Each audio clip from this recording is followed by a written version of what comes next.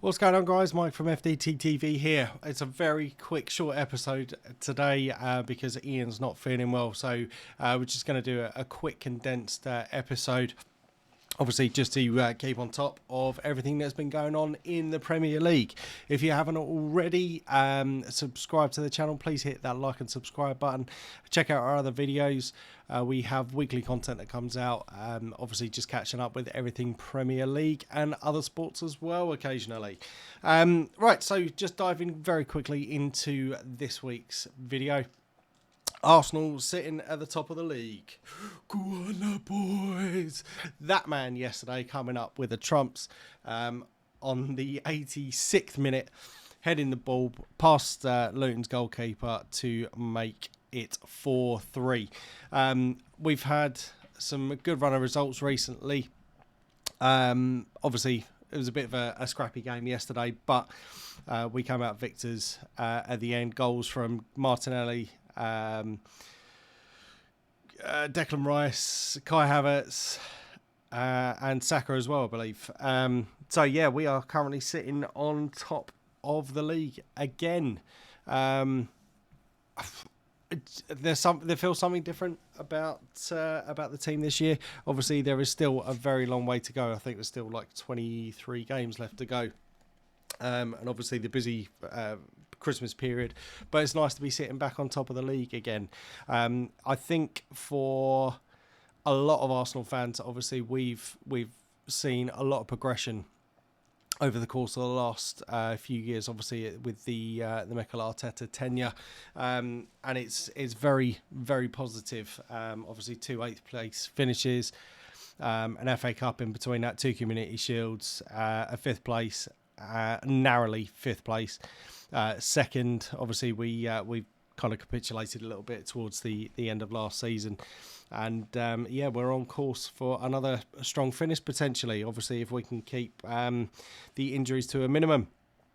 But yeah, as I said, that puts us 5 points clear at the top of the league with the victories at the weekend over Wolves, and as I said yesterday for Luton. Kai Havertz, which is really nice to see him to found his scoring boots, a little bit of confidence. He's got 3 and 4 now. Great to see him on the score sheet. And I think for a lot of people where we've kind of been questioning the signing, are we starting to see the benefits of the tutelorship under Mikel Arteta? Only time will tell. It's nice to see him on the score sheet. You can see he's actually the last couple of games.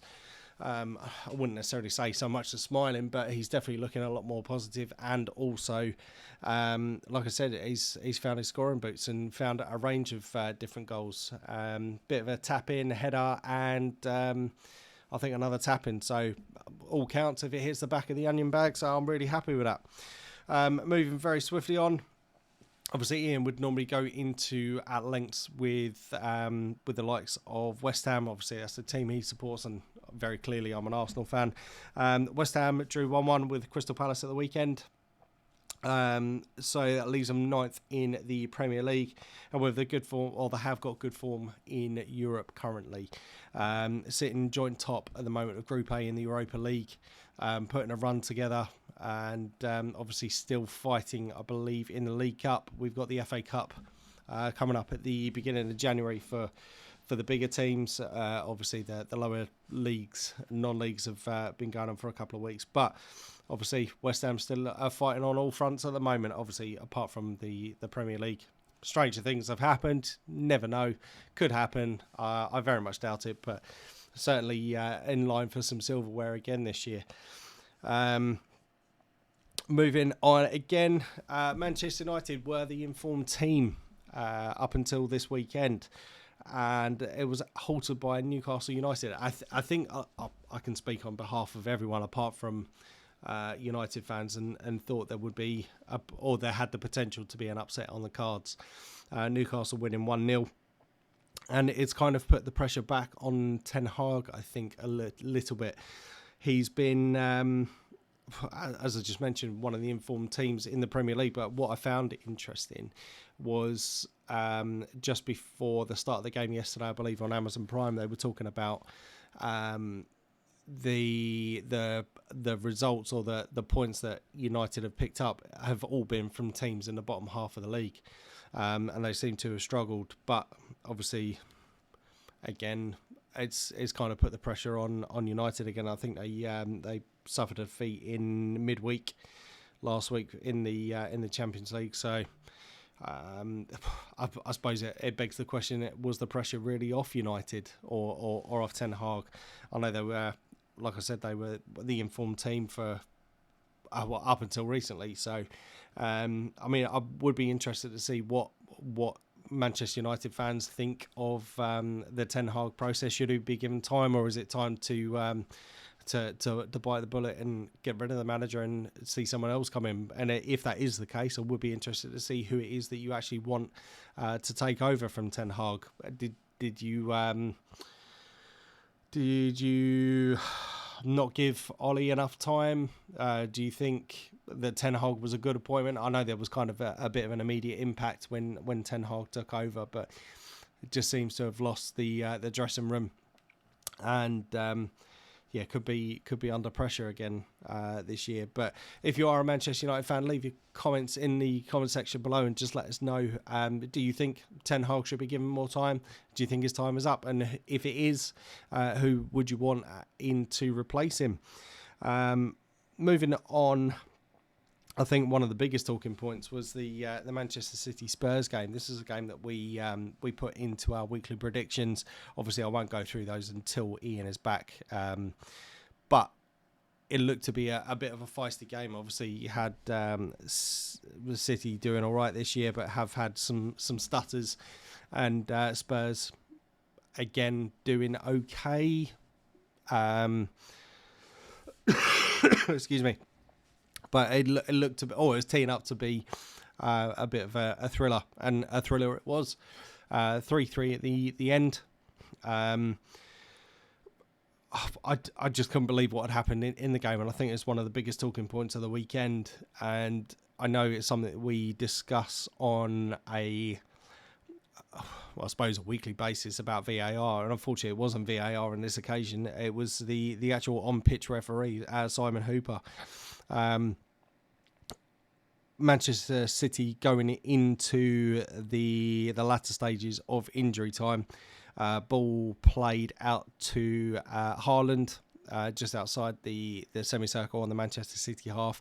Went to take the ball, got fouled, stood up, and then went on to pass the ball over the top to Grealish. At this point, the referee had already played on, and as soon as Grealish got the ball, he was, I suppose, one-on-one with one of the defenders, and the ref blew the whistle. I couldn't actually believe what I was seeing. But also, for anyone that looks at Sky Sports or anything that knows, they do the ref watch, and apparently it's not against the rules to allow the advantage and then to pull it back.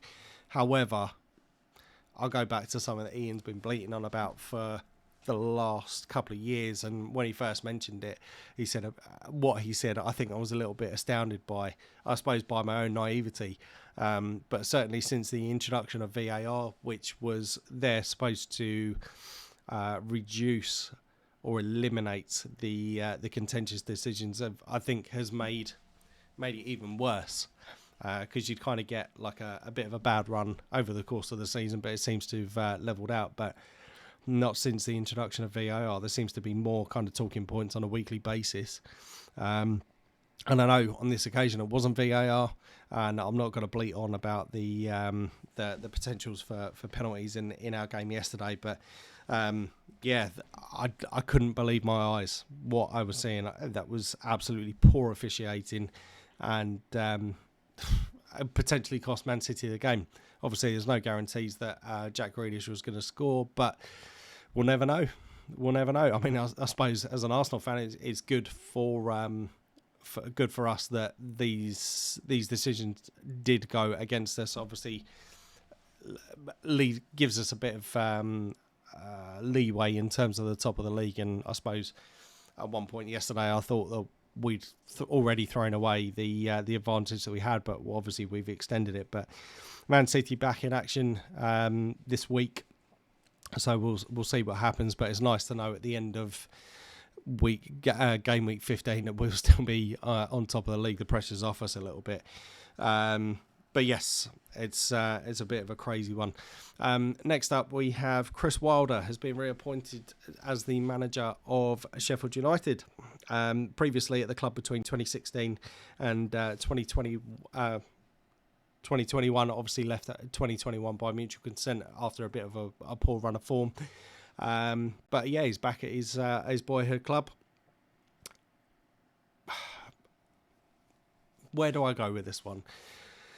I'm not really sure going backwards is the best. I mean, I know he did give Sheffield United their highest place finish in the top league for quite a while, or possibly ever, when they finished ninth in 2019, 2020.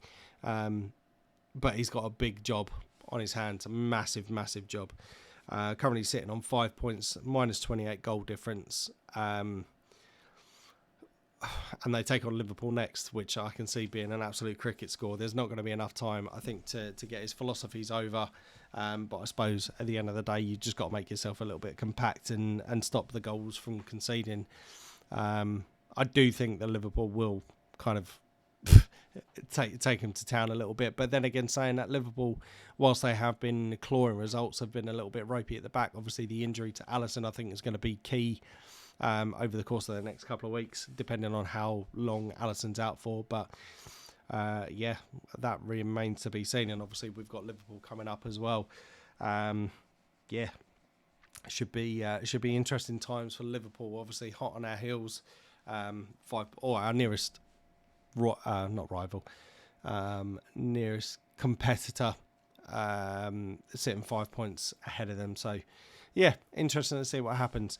But yes, for any of the topics that I've discussed today, as I said, it was only going to be a bit of a quick one whilst Ian's off. But normal service should resume next week.